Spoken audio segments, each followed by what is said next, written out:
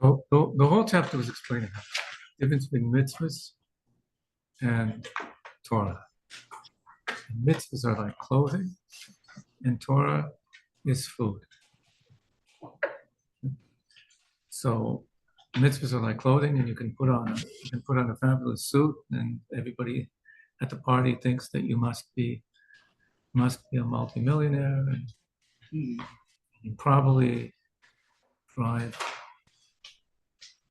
a nice beanie and live in a mansion, but you just happen to rent a suit for the night. That's all. What does everybody know? So you can put on the suit. As soon as you take off the suit, it's the same schlepper as ever. I'm going to move over to the other side. Right. You don't like, so I can see your other profile. Huh? Yeah, I can see the other I'm profile. going to sit to the right there.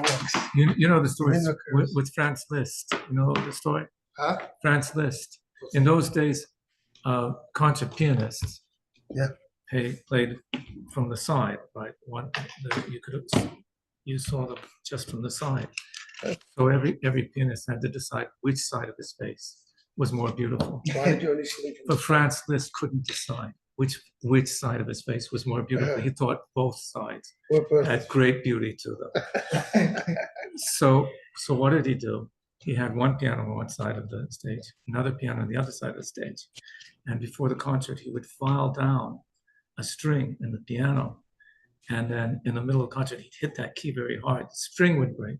And he'd get out and walk to the other side so that everybody could enjoy the other side. It definitely wasn't vain. Yeah. Oh, so I'm not going to do that, but Yuri will do that for us. So, okay, so the difference is that you digest Torah. Mitzvahs, you put them on, you take them off, you didn't change. Torah you digest, and you change by digesting it. So, because that's what learning, as I said, that's what learning is all about. Learning means becoming something different. Learning is transcending yourself. You're gaining some knowledge that you did not have before.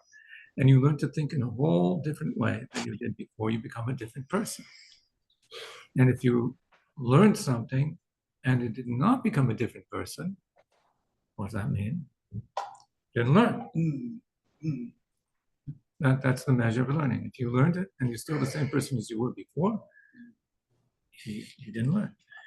And so that's why it's so important to have, in learning anything, to have clarity. He keeps on saying that word over and over again here.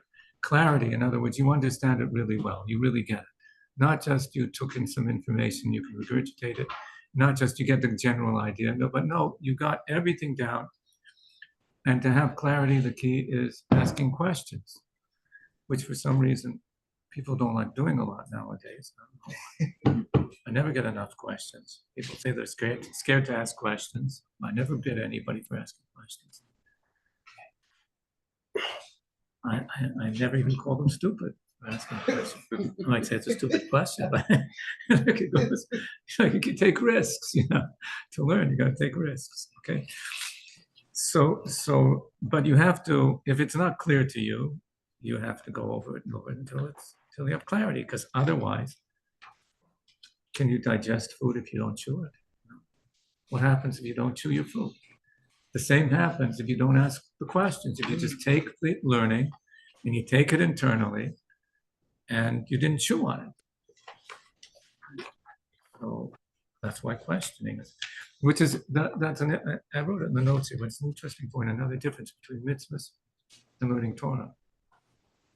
When it comes to doing mitzvahs, you have this mitzvah to do. You don't stop and ask questions now at this point. Well, who says that God really said to do this mitzvah? And really, who says that? Meanwhile, there's somebody drowning in the water over it. And you're trying to determine whether you really should be doing. Now's not the time. There's a mitzvah to do. Now's the time to eat the matzah. Now's the time to do this. Okay. You do it because why? God says do it. I'm doing it. But when it comes to learning, when you're learning towards the opposite, you have to start asking all these questions. You have to start asking, what are the assumptions over here? And maybe who says these assumptions? And everything. Otherwise, you're not going to digest it. And digesting it means you're taking it inside you and you live off of it. So this is on page 110, Torah as bread. So since knowing Torah means that Torah is invested within your soul and mind and encompassed by them, right? We said it happens two things. The Torah comes into you and you encompass the Torah because you're absorbing it. So you're inside it and it's inside you. Therefore, Torah is called bread and nourishment for the soul. So it's just like physical bread. You consume it, actually integrating it within yourself to nourish your body. It's metabolized to become your own blood and flesh, and now you live off its energy. Okay, so now this is a new point. This he didn't say before. He talked before about how you internalize it, you change because of it, it becomes absolutely one with you, even more than food, because food is chemicals running around in your body. This becomes the wiring of your brain. Mendel Barber, this is chapter 5, Mendel. You can go on to Torah texts at Chabad.org and download the PDF from there. So I didn't tell you before. Or actually, the PDF should be on, you're not on the WhatsApp group. Okay, anyway, I'll get into it. Okay, I'm talking to a little person who's on there. There are little people in there. Yeah. Okay, so now we're saying another thing. It's like food because it gives you life. You live off food. Okay.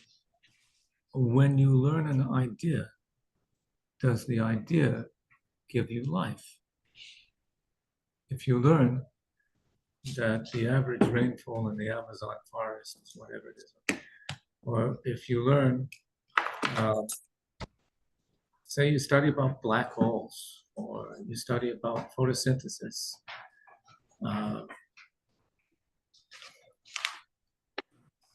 no idea. Does it give you life? There's no energy from it. You're going to think of things differently, but it doesn't give you life. You were saying something about Torah that's not in other ideas, that the Torah inside you is actually giving you life.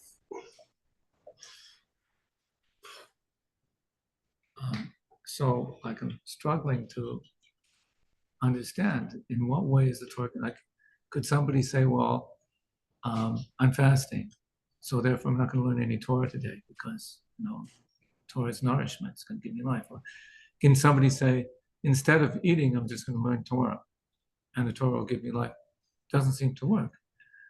So what does he mean that the Torah becomes nourishment for your soul? Your soul consumes knowledge and comprehension of Torah. You learn it well, you study it until it becomes embedded in your mind, it's part of you. You and this Torah this Torah you are learning become one. Then it becomes nourishment for your soul. Your soul now has life within her from the one who gives all life, the infinite God. He's there clothed within his wisdom and his Torah that are now integrated within your soul. So he's saying it's giving you life. So I want to know, in what way is the Torah giving you life? And I came across this and I had to write it and write commentary on it. And I'm asking around. I don't know, it seems like people didn't ask this question. What's going on over here? What are you talking about? So my dear wife, Naomi, pointed out to me, did you ever see people walking out of a philosophy class dancing and singing? It doesn't happen. But you see, when people learn Torah, when they learn it, well, they get it. You get a big zap from it, and wow, you feel happy afterwards. Thank you for bringing. So some people say, but I don't feel happy after learning Torah. But every time I look into that, those are the people who never have clarity in anything that they learn. But when people who learn Torah and have it clear and can say the whole thing over to you clearly, enjoy learning Torah and feel they get a lot of life out of it. But it's only when it's done that way. In other words, there's no there's no geschmack, there's no enjoyment in learning Torah if you don't have clarity. But when you learn something and you learn it well, now I can say it over and I can explain it. Sure, I still have questions. Of course, I still have questions, but I got something clearly. It makes you happy. It makes you want to learn more. You feel like it's very enjoyable in a way that other things are not enjoyable. Okay, I mean, there are ideas that you can learn. There are exciting ideas and so on. It's another new idea in biology. Okay, so it's very exciting. You want to share it with people and so on. But personally, in my experience, those ideas are all over the place. They're very fragmented.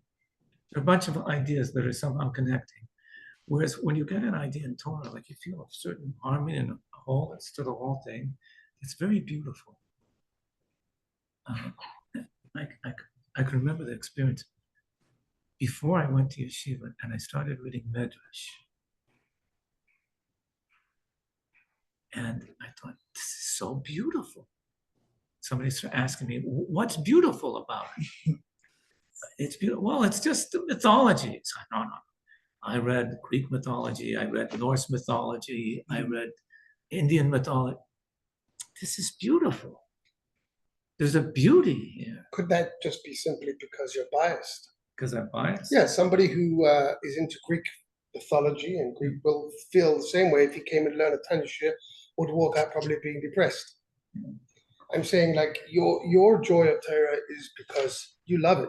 It's what you're passionate about. It's my passion, but somebody else not necessarily would walk out and the fact that of dancing with the Torah, that's specifically the other aspect that it encompasses everything. It's nothing related to the study of Torah. It's actually, for example, Simchas Torah, when we dance with the Torah, maybe that's not what you're saying with it, but the dancing with the Torah, the joy of it is okay. But the main thing is, first of all. Second, I want to ask another thing, and that is that when we talk about the internalization of the Torah as food, right? It would seem to me that does it make sense to say it's only that aspect? Because if you, let's say, look at food, you chew the food, and then the food gives you nourishment after you finish chewing it. So you eat your food, then the food gets consumed, and then it then nourishes you. Yeah. And so with the Torah, this whole concept of it, that it gives you life, doesn't seem to be necessarily at the time of your learning Torah where the concept is makif your seichel so much, because that's almost like it seems that only afterwards, and that's why what it say over here, it's only that like this was it. Once you have clarity is, and it's clear to you, and I really get this now. That's where there's enjoyment. So that's when it's nourishing. It's very hard. It's very hard to be able to prove, something like this, evidence for it. I remember when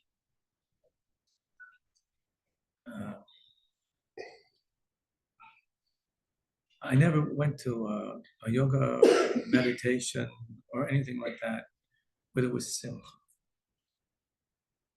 I know that that famous encounter where the Dalai Lama had all these rabbis come over there. You know the story? No. I wrote a book on it, Jew in the Lotus. Now it's Greenberg was there, Zalman Schachter was there. The Dalai Lama was originally the high priest of Tibet, basically. So when Chinese took over Tibet, they had to get out of there. So he figured, well, that's the end of Tibetan Buddhism. No, we don't have a land, we don't have a country, so that's the end of us. So of course, like half of his followers, they were Jewish. They tell him, well, actually, we've been around. The temple was destroyed almost 2,000 years ago. We're still here. He says, well, how do you do that? Well, maybe we should find out, do a proper research. We'll bring some rabbis here and we'll discuss it. So they had this big encounter there in Kathmandu with these different rabbis and discussing it. And the one, there were some fascinating interchanges. Like one of the conservative rabbis trying to explain it's because of our family values and so on is going on with this whole thing. Dalai Lama's looking at him and he says, tell me, the real reason is because you believe you are the chosen people, isn't it? Anyways, so one of the things he saw, Zalman Schachter had his people there and on Shabbos, and they were singing and dancing. And he said, this is something you have that we don't. There's no like that type of stuff. Of course, they have celebrations, but joyous ritual in such a way. Yeah. A very interesting mimer from the same author, the Alter Rebbe. He said once, he explained, why is it that generally intellectuals are like introverts? He said in the Jewish way of saying it, they're more ashchara. The type of people, intellectuals, the type of people like sitting in one place, not the party types, He says, whereas amongst the Jews, you have intellectuals who are that type, and you have intellectuals who are extroverts as well. Both. Pointing it out. I think that was the novelty of Albert Einstein, is that he was this very outgoing kind of guy, or Johnny von Neumann, these party type of professors that the world hadn't experienced before. They had Jewish professors. Okay, so there's a joy of the learning. I was saying about the Medrash, the beauty of the Medrash. I personally didn't see that it as beauty in Greek mythology, or in Hindu mythology, Norse mythology. I'll tell you what, the beauty in Medrash that I saw. So I was 18 years old at the time. The beauty that I saw was that you were often left with paradox. You were often left with these opposites that were left unresolved opposites. And at the end of the Medrash, it's still unresolved. And to me, that was very beautiful. That was just totally amazing. That connects with me because I thought about how there's so many, quote unquote, arguments against God, and you can find them about, like if you look at the book of Job, there's so many reasons that you could say, when the first time I read Abraham arguing with God about, this is my man. yeah, that's how I was with Moses. Dean Steinsaltz points this out, that generally stories, I guess maybe it's just European stories, ended like they lived happily ever after type of thing. Whereas there's not a single story in the whole Tanakh that ends off with them living happily ever after. It always never ends up, everything went wrong, and now this is what, and it just keeps on going. Okay, that's another thing, but the joy of it is what Torah giving us life. But I'm saying that life only comes up, you get that life out of Torah only when you have clarity. And whatever you learn, you have to have clarity in it for it to give you life. Otherwise, you didn't chew it. Yeah. Also, I like Greek mythology too. I really enjoy it. I mean, I love it, but I think the thing that's different here, it's a part of us, right? So we all have godly souls. So the idea is, at least in my opinion, this is something that we're looking at Greek mythology and wow, that's an interesting history. That's really cool. That's interesting. But this is reading about our history. That's reading about our godly soul. It's like Greek mythology could be 3D. This is almost 4D. It's there's a different dimension of this book. Because it's about us. It's about us, and it's about God. It's about a godly soul. It's about something we can't even fully understand. Greek mythology is a history book. We were learning, I think you brought it up last time. If you're reading this as a history book, it's almost like a sin. The purpose of reading this is to connect to God, not to read it as history. So with Greek mythology, you read it as a history book. But if you're reading this as a history book, that's not the purpose. So Yeah, one of my daughters, and her report card that the teacher wrote, she identifies very strongly with biblical characters because whoever she was learning about, that's what she decided she was. So it came around Purim time, and the rabbi from the big shul comes to talk to all the children, and he's trying to figure out who is who. And she says to this one, my daughter, he says, "And what's your name?" "My name is Esther." it's a good character. Yeah. Esther who? Esther Hamalka. Esther Hamalka who? Queen Esther Hamalka. Her real name is Gloria.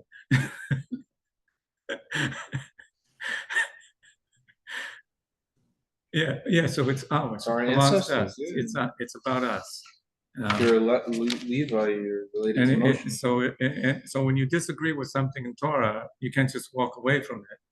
It's like disagreeing with your wife who you've been married to for 3,000 years. We're not going to end things now because we have disagreement. Okay, so the next part, being heaven's food. That's the meaning of the verse, your Torah is within my bowels. My kishkas. I wanted to write kishkas, but people don't want kishkas. It says in the Eitz Chaim, the clothing of the souls in the heavenly Garden of Eden are the mitzvahs they perform in this world, but their nourishment is the Torah they learned in this world. Right? So you're going to go, the soul leaves the body after 120 or more years, goes there to Gan Eden, and then it needs clothes. You need clothes there. You didn't need clothes. It's not like a nudist beach in Gan Eden. Why do you need clothes in Gan Eden? You know why you need clothes? Because the rays of light are so strong. It's like going into outer space. You need a spacesuit to protect you. The light there is so strong that the only way you could absorb it is it has to go through clothing. So what type of clothing can take this tremendous energy and make it absorbable is the mitzvahs that you did. So the mitzvahs there, all the mitzvahs are now your clothing. So you come there and they look, well, how many mitzvahs do you have? And it's, well, it'd be nice to put you up there, but sorry, you're going to get zapped. So I'm going to have to stay down here for a while until you get some better clothes somehow. Or would you like maybe to go back and get some? But you need the clothes. Okay. And then the nourishment is the Torah. What type of nourishment do you need there? What do you need to eat? Well, that's when you're taking this energy that comes to the clothes and you're taking internally and you're enjoying it. So how much you're going to be able to enjoy this is according to how much Torah you learned. So you could come and you got all the mitzvahs. And I got all the gear. Put me way up there. I got lots of mitzvahs. They say, but you're not going to be able to relate to it. You're not going to be able to absorb it. It's not coming to you because you didn't learn enough Torah. So you didn't pack enough food to be here. The food you pack is the Torah that you learn. So, and then it says, but it's only there provided that these souls engaged in Torah for its own sake. It's called Torah Lishma. Lishma means literally for in her name. Like you learn Torah in the name of Torah. What does that mean? Torah for its own sake. It could mean all sorts of things. So he says, in this context, learning Torah for its own sake means studying it to connect your soul with God by grasping it with your particular intellect, as explained in Pri Eitz Chaim. Then that Torah becomes spiritual food for your soul in the heavenly Garden of Eden. So if a person learned a lot of Torah in this world, but he learned it because he thought it was interesting. Gets to Gan Eden, there's no food for him. He learned it because I'm the rabbi, I'm supposed to know this stuff. Sorry, no food for you in Gan Eden. So what is he supposed to learn it for? Learn it because this is how you connect to God. That's why you're learning. That's learning Torah, the Shema. For the sake of the Torah. What? Why does it make a difference? Not here, there. So you're saying when he learns it, the Shema, It's food. When he learns Shalai Lishma, even though he's acquired all the knowledge, he may have experienced all the joy. Right. When He he has goes- all the knowledge, and he has tremendous clarity. You ask him a halacha, he can say over the halacha. It's all perfectly, there. so It's on, all there. right? The information So is you've there. got it there. And he's enjoying it. Right. So In- when he in this goes up, world. it's not considered food. No, because it's not. There's nothing spiritual about Nothing. it. Spiritual about it. You're in a divine world over there. You might as well be taking a brisket. What's it going to do for you over there? You had a material pleasure. You had pleasure, enjoyment that people respected you for the Torah that you learned, or you had a lot of neat information that you thought was cool. But what's it got to do? You're in a godly world, a divine world over there of Gan Eden. What's this doing over there? So it's not about the knowledge; it's about the intent. Yeah, and even at the time that a person's learning, the type of life that it's going to be giving you is also because you're learning it. Why? To connect. You're saying, I'm connecting to God by learning this. So you could learn technically one morning. You can wake up. You can have a shir lishma. You can have a Tanya shir. I'm learning for the sake of learning Torah, and that will be your food for eternity. And you could learn for your whole life Shalai Lishma, and you will have no nourishment. It's like eating like sort of processed foods. You eat a lot of it, but you don't have any nourishment from it. Whereas learning Lishma is like eating healthy fruits. You're eating the food, but you get nourishment. Long-term nourishment as opposed to It's potato interesting thing. chips. Somebody could learn Torah their whole entire life, and they have It wasn't lishma. Okay, so that's why there's a we say in the morning. We ask Hashem and the brachas and brachas Torah that we say in the morning, and we say that we're asking God that where's the siddur? Quick, siddur, give me a siddur. Gotta be one thing up there, right behind him. No, yeah, okay. So you say that's bracha. Say Baharevna. Make it pleasant. Please, Hashem, make it pleasant. Hashem Elokeinu, your Torah in our mouths, in the mouths of all your people, the house of Israel, and we, and our tzedzaenu, our children, and the children of all your people, the house of Israel, all of them should know your name and learn your Torah lishma, for its sake. So, Rabbi Yoel Circus, the Bais Chadis, the Bach, this great halachist of the 16th century, Krakow. So he writes there why they have to make sure to say the Shema. It's very important to say the Shema, and he describes people who just learned Torah. Why would they be learning? What was the big deal? The big incentive. Can you imagine? You're in 16th century Krakow. What's the big incentive in learning Torah for a Jew in 16th century Krakow? What would you imagine it would be?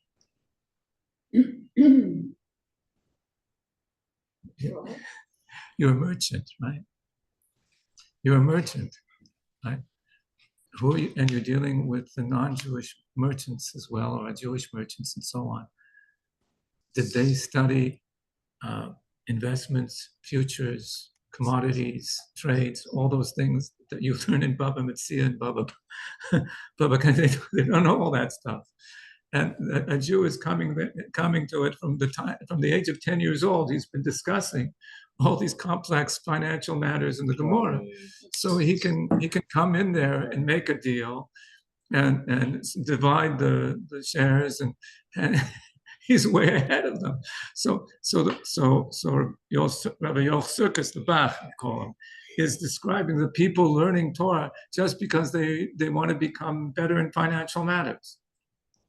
That's a sin, right? Yes, he says that's not learning Torah. That's not the reason for learning Torah.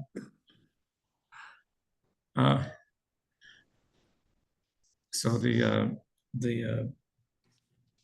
rabbis say that why was it says in the Navi, in the prophets, that the land of Israel was laid waste as a wilderness. Why was the land laid waste as a wilderness?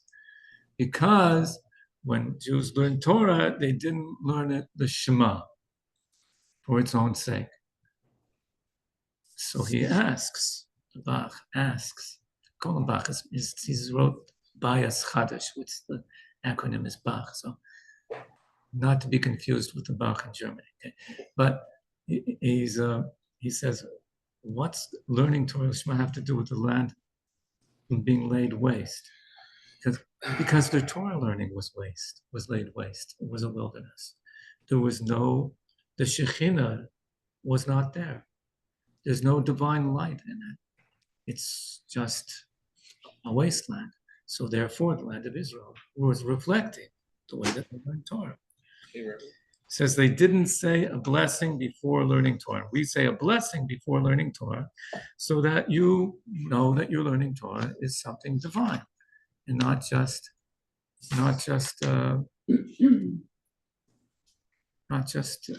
something interesting that's going to help you in business. Yeah, so just that makes sense, but it seems to be the opposite of intent and action. So like having the right intent but not doing the action, and the action is more important than the intent. That's when it comes to mitzvahs. In mitzvahs, the main thing is you got it done. And it's good to have the proper intention that's going to give it wings to fly. Right. In Torah, intent is very important. Torah is about your mind. Where your mind is at. So I could do much less Torah, but my intent's right. That's more important than getting 10 times the Torah, but I have bad intent. So this becomes a big question. What if somebody comes to you, they're going to learn Torah, and you see that they have the wrong intent? Right. Why do they want to learn Torah? Not for the right reasons. So what are you supposed to do? So some say, well, you should learn. Right. Others say, and this is the halacha, you start learning with them, learn the right things with them, and hama'or shebetorah yachzireu l'muta, which means the luminary within the Torah will shine for them and bring them into the right place. So and even if it's not, then all of the Torah that they learned beforehand for the wrong reasons will become part of this Torah that they're learning now for the right reasons. And if not in this lifetime, in another lifetime, at some time, and the only time you don't learn with somebody, is if they, I think I was talking about this last week, if they're only learning in order to argue. Gotcha, but so mitzvah, I think I get it. So mitzvahs is an action. Mm-hmm. So it's okay to not have the best intent all the times, but this is like enriching your mind. It's supposed to be not just your mind, your soul. It's supposed to be enriching your soul. So That's why we learn Torah, to enrich the soul, so it's not to gain information. So Rabbi Moshe Cordovero, I love it, so I say it over again. Says that somebody who learns Torah to gain knowledge, better he was never born. better what? Never born. Quite a statement. What about mitoch shelo lishma b'Aleh? So that's what I'm saying. Mitoch shelo lishma. So he starts off this way, and eventually he'll get to learning it for the right reason. Then it's okay. Yeah. So, but if he never gets to that, that's what he's talking about. If he never gets to that point, that's the whole point. To get to that point. Is there any retroactive thing, like, if you eat food, which is not for yourself, your own thing, you could do tshuva and you could be minding the food. So that works much better with Torah, because now when you're going to start learning for the right reasons, all that Torah that you learn for the wrong reasons is going to help you. That you have that information. So then it does. So then the knowledge that you've retained previously, shelo lishma, is going to become useful to you now, and now it'll become part of the Torah that we're learning Lishma. And you're going to elevate all of that Torah that you learned for the wrong reasons. So therefore, better that you learn it now and not say, no, I'm not going to learn because I'm not learning for the right reasons. Learn it now and eventually learn it for the right reasons, and all of it will be elevated together with that. But why not start learning Lishma now? that'd be too easy. The only thing that you need is to absorb the idea that this is a divine connection. This is something divine, and that's why you're doing it. And then you can also enjoy the information and everything. It's a matter of, there's certain yeshivas you go to, and the whole thing is, people showing off how much they know, being able and being better, and it's very competitive. In other yeshivas, it's all about humility. You don't want to show off. Don't want to show off. Trying not to show off. Because it's a big kick to show off that I know more than somebody else. So don't do that. I'm trying to impress. And if somebody disagrees, that's the way you can really tell. If somebody disagrees with you, do you say, how dare you disagree? Or you say, well, it's very interesting, you have a different opinion. No, if you're learning it for the right reasons, you're more likely to say, that's good to hear. Actually, the Pirkei Avos, Ben Zoma says, who is a wise person? Somebody who can learn from anybody. So, because a chacham, a wise person, means somebody who really knows what Torah really is, knows what wisdom is all about. So he's not interested in gaining more information. So he's hearing something from somebody that I already know everything this person knows, or I already heard everything that this person is telling me. He's telling me something that I heard 100 times, but he's a chacham. He still learns from him. Because the point isn't gaining knowledge. The point is I'm learning Torah from him. So I learned it before. What's the problem? I'll learn it again. And from him, I hear it and from a different perspective. Every person has a different perspective on the same piece of knowledge. So that makes him a real chacham. Okay, now we get to this. There was a marginal note at the end of this chapter. And so we put it at the end. No, it's not exactly at the end, but we'll put it. I think maybe it is in the end of this one. But anyways, so so far we're learning about this amazing union that's happening. Okay, and we're saying mitzvahs are clothing, Torah is nourishment. But is Torah just nourishment, or is it clothing as well? Well, it's a mitzvah, right? Besides knowing Torah, right? The mitzvah of knowing Torah, there's a mitzvah to just be sitting there and learning. Basically, there's two parts to the mitzvah of learning Torah. One is that you are learning Torah, and the other is that you are knowing more and more of Torah. It's two very different things. For example, what if somebody never can remember anything that they learned? If the mitzvah was only to know Torah, say, well, don't bother learning because you're not going to remember anything. But if the mitzvah is to learn Torah, then yeah, well, I'll learn. So we see it's both. And it's also the mitzvah to know Torah is the mitzvah to know the entire Torah. So if you know the entire Torah, you're going to have to continue learning it. Because if you at any point you stop, you're going to start forgetting. So you have to continually be learning it all the time, going over and over it all the time. So the mitzvah of learning Torah, you could say, well, I did my mitzvah, I learned in the morning, I learned at night, I got other things to do now. But the mitzvah of knowing the entire Torah, you would have to be involved day and night with no distractions. So there was one of the Chachamim, his name was Ben Azai, which means just the son of Azai. What was his first name? I'll call him Ben Azai. Why did you call him Ben Azai? Because he never married. So I said, what, he never married? It's a mitzvah, you have to get married. It's the first mitzvah of the Torah, pruvu. You have to be fruitful and multiply. And you have to have children, you have to have a boy and a girl, and the boy and the girl have to have a boy and a girl. And until that point, you didn't fulfill the mitzvah. You have to get married. Sean, you listen to that. You have to get the mitzvah, right? Ben Azai didn't get married. He said, they asked him, why didn't you get married? Why don't you get married? He says, what can I do? My soul desires Torah. I can't stop. I have to learn all the time. And I get married, what am I going to do? There'll be times that I'm not going to be learning Torah. I can't stop learning. So they still ask, everybody's asked, but still it's a mitzvah he has to do. If you're learning Torah and say there's a mitzvah to do right now. For example, somebody's getting married. Somebody needs to dance at the chasna. That's a mitzvah. Or somebody's getting buried. Mitzvah to escort. Right? So what do? I'm doing a mitzvah right now. So we say, If it's a mitzvah that others cannot do, then you stop learning and you go and do it. Right? Like say, for example, there's not enough people to escort this person to the grave. There's not enough people to make the kala happy, chassan kala happy. Then you have to go. Or if you're an important rabbi and there's a big fundraiser for some orphans or captives or hostages, whatever, and they're trying to raise money, and the only person that everybody really will listen, or they'll listen to best, is the great rabbi. He has to stop learning and go and do it. Okay. So here is the mitzvah of being fruitful and multiplying. Is that a mitzvah that you could do through somebody else? Obviously not.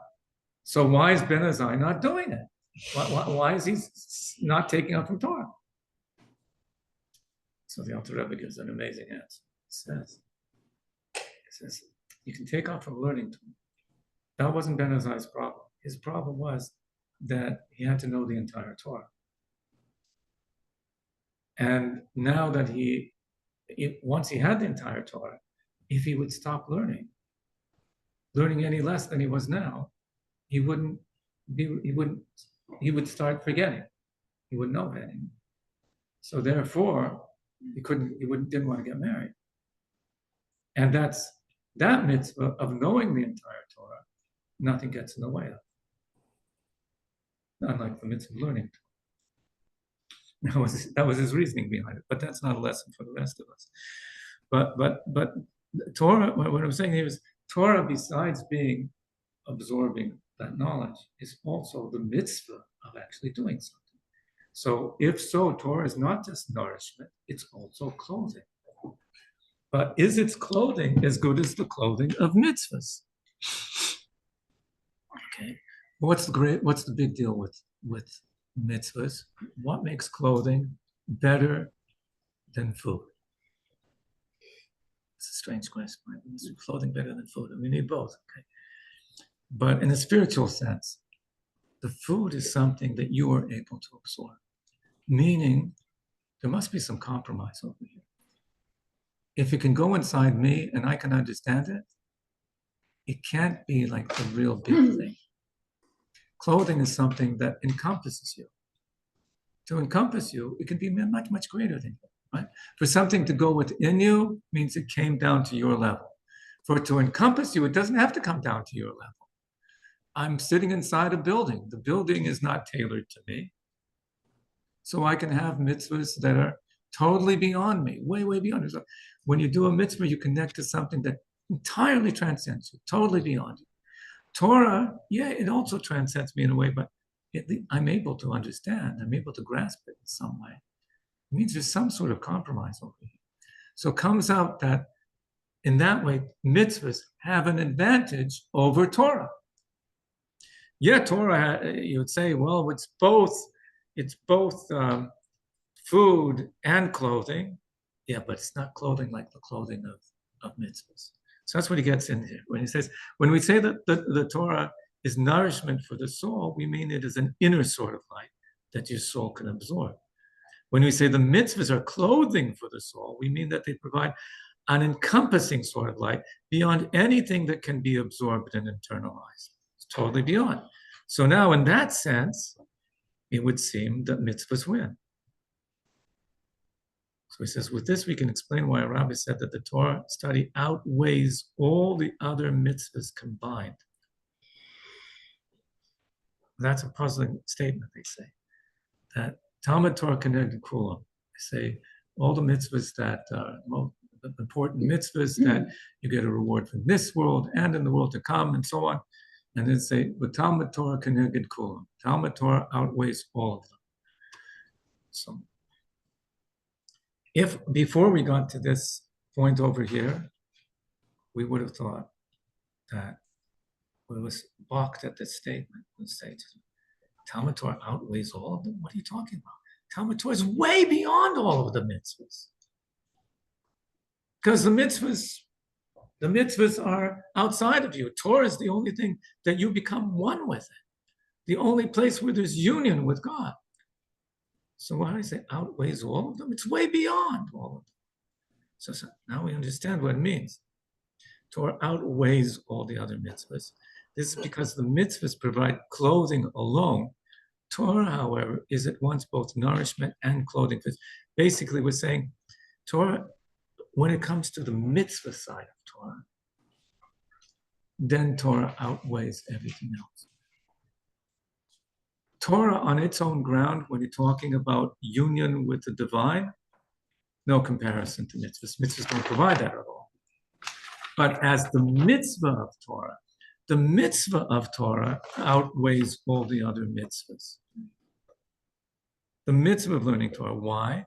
Because the other mitzvahs only provide clothing, whereas Torah provides both clothing and nourishment. So the simple reason why we say that the mitzvah Talmud Torah outweighs all the other mitzvahs is because you can't do any mitzvahs until you learn about them. Right? If you didn't learn about the mitzvah, how are you going to do it? So you have to learn mitzvahs. And so now you're learning about the mitzvahs in order to do them. That's a simple reason. We're saying another that goes further than that. The Torah is providing, the mitzvahs provide clothing. Torah provides both clothing, being a mitzvah, and this nourishment. Even though Torah is an inner source of light, nevertheless, when he's explaining what the clothing is, when your soul is engrossed in studying Torah and learning more of it, she clothes herself within it. Right? So the knowledge that you're gaining, that's the nourishment. When you gain knowledge for the right reasons. But the actual act of sitting there and learning, that's clothing. You're inside it. You didn't absorb anything yet. It encompasses you. Problem with this encompassing this clothing is it's still something that you are capable of absorbing. So since you're capable of absorbing it, that would seem to indicate that it's not as great as mitzvahs, which you're totally incapable of absorbing. Now, we were talking before the fact that you can't absorb it, it's outside of you, didn't change you, that diminishes the value of it. But on the other hand, it doesn't diminish it. It shows it much, much greater. And Torah, the fact that you could, even though you haven't yet, you could absorb this, it means it's not such as great a light. So he goes on and he says, all the more so when you speak out loud whatever you are learning, then the breadth of your speech becomes a kind of all-encompassing light. So now you got a way around it. The speech, when you're saying the words out loud, that's a type of encompassing light that you're not able to absorb. And that's something that's totally beyond. So now when you're learning Torah and you're saying the words out loud, now you have the mitzvah of learning Torah in that has all the value of the mitzvahs, because it has that encompassing light, it's totally encompassing, as well as nourishment as well. That's mitzvah Talmud Torah. The halacha is that if somebody learns Torah and doesn't say the words, doesn't learn out loud, they have not fulfilled the mitzvah of learning Torah. The only time a person's allowed to learn quietly, or if you're listening to somebody else, it's considered as though you're speaking. I was one point. Yeah. But if you're listening to somebody else, it's the same as speaking. I didn't forget you had a question. But if you need to stop and focus and to understand something, then it's okay that you're not saying the words out loud. But otherwise, you're supposed to say the words out loud. There's a story with the wife of Rabbi Meir. Her name was Bruria. And she saw one of her husband's students sitting and learning. He was sitting on the ground, like didn't have chairs. So sitting on the ground and he's reciting over the Mishnah and he's doing it quietly. So what did she do? She came over and gave him a big kick in the tuchus. And he said, "Oh, what are you doing? You're disturbing my learning." She says, "No, I'm disturbing your forgetting." Forgetting? I wasn't forgetting, I was learning. No, you're forgetting. Because if you don't learn out loud, you're going to forget everything you learn. It has to be a rucha, beremech in all your limbs. Kol atzmos, every bone in your body has to be saying it. Then you're going to remember it. You were going about forgetting Torah, not remembering. So, you were going to ask. I had a question. He had a question. No, it was. Okay. I thought it was your question. No. I had two questions. Two questions. Yeah. It doesn't make sense to The me. wise kid at the Seder had 4 questions. I only had 2. I guess I'm half as wise. So I don't understand how Torah could be greater than all the other mitzvahs put together if you're learning all the mitzvahs, but then you don't do them. So yeah, Okay, that. so somebody who learns Torah, and he's not planning to do the mitzvahs. Like, what's the It's not called learning Torah. So the second question, which I guess is He didn't learn. So then Anybody who says, I only have Torah, but I don't have any mitzvahs, afilu Torah, he doesn't have any Torah either. It's not called learning Torah. That's the reason why. You see, with another mitzvah, let's say I'm involved in some mitzvah. Let's say it's classic example. It's Sukkot. Everybody's outside in the sukkah, having the meal there. And the first night, but there's somebody here that has a cold, or one little kid with a cold or something, and can't go out in the sukkah, can't be left alone, right? So I'm sitting there with his kid. So what do? Do I say, well, I got a mitzvah to do, I gotta leave? Should I get somebody else to come? No, get somebody else. A trade, what? No, you are potter. You are totally free. For you, the mitzvah sukkah does not exist. Because if you're occupied in one mitzvah, you're potter, you're free from all other mitzvahs. Doesn't matter if this is a small mitzvah, this is a big mitzvah, doesn't matter. You're occupied in a mitzvah, you're free from every other mitzvah. So if you're somebody comes and says, we need a tenth for the minyan, but we're involved in learning Torah, we're doing a mitzvah. So we don't. But the difference is, with Torah, like I said, if it's a mitzvah that another person could not do, then you do interrupt. You do interrupt, right? If I'm sitting and learning Torah and now it's time I have to go and sit in the sukkah, I stop learning Torah and go, but I'm also doing a mitzvah. What's the difference? This mitzvah, a Megillah, is the Barbara pointed out, Megillah is the same thing. I stop learning Torah to go and listen to the Megillah. So why the difference? With another mitzvah, I don't interrupt, but a mitzvah, I wouldn't have, even though it's a mitzvah that nobody else can do but me. But the mitzvah of learning Torah, I do interrupt. What's the difference? So it's for that reason, because if you're learning not in order to do, it's not called learning. But then, so by interrupting Torah to go and do the mitzvah, that's part of your learning. Part of the learning is to bring it into action. So if you're learning and the mitzvah comes up and you don't do it, what were you learning? The learning is about doing. But then what's the story of that guy that just studied Torah his whole life? Oh, so that's a different thing. That's the mitzvah, knowing all that. But then what's the point of that if you don't do anything? He has to know there are going to be certain people and few to a generation that their whole thing is just knowing the entire Torah. And the Jewish people need some people like that. Maybe not even in every generation. I don't know if there are people that know the entire Torah. And we need them. And they don't get interrupted for anything. But there were very, very few like Ben Azai who didn't do anything else at all. Others, they did something. So he's like a savant. Yeah, he was a special case. Anyways, the last thing in the chapter I just added on is, practically speaking, the person is learning Torah, what parts of Torah take priority? And so the first thing that takes priority is to know halacha that practiced every day. What are you supposed to do? That's the main thing. But I happened to hear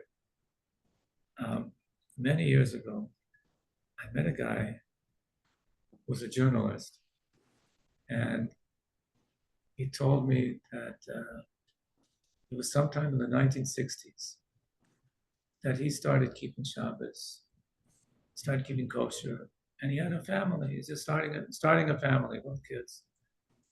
And as a journalist, he went to have an audience with the Rebbe. And the Rebbe asked him, "What are you learning?" And he says, "Learning Torah. Yeah, I go to a Gemara class."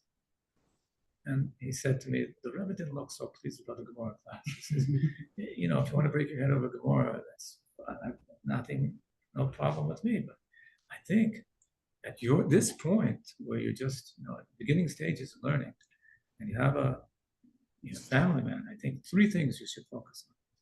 So I remember vividly the three things. He said, first of all, you should go through the whole Kitzur Shulchan Aruch. It's a book written in Hungary in the 19th century, which has compiled all the basic halacha that everybody has to know.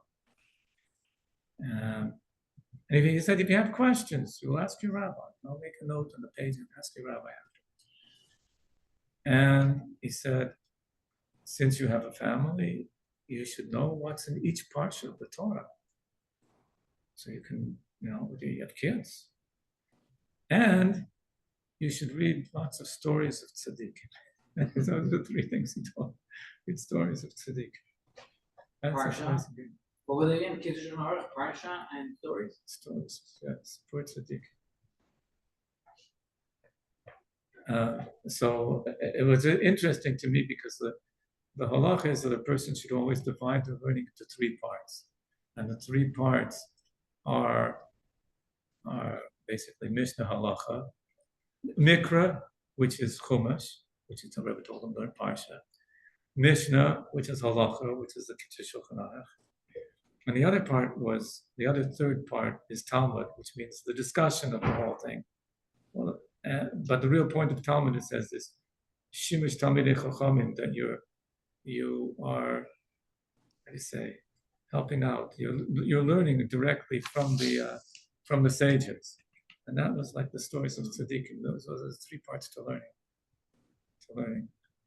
But you can see very much so that as far as the Alter Rebbe is concerned, the main thing about learning halacha is they have to have clarity. And he actually says in Hilchos Talmud Torah, Laws of Learning Torah, he says that if somebody knows halacha, they know all the halacha, but they don't know, and they know the halacha clearly, but they don't know the reasoning behind the halacha, they're still considered an ignoramus. Why? Because a situation is going to come up, and they'll think they know what to do, but they don't understand that this doesn't apply in this case because it's different, because they don't know the reasoning behind the halacha. So they're still considered not just an amahar, it's a bore, complete ignoramus. So that's the main thing, is to know. The first thing is always to know what it is that you have to do and what you can't do, and the reasoning behind it. And then you need the inspiration, and you need the that was amazing. So I thought we wouldn't have enough material in it. I brought Rabbi Solish to prepare chapter 6, but you can take one home. You can see there's a lot of pages to chapter 6, and you'll be one step ahead of me if you do.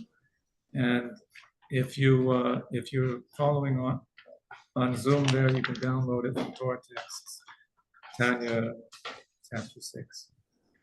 And God willing, we'll see you all next week. Thank you for being here. Good night.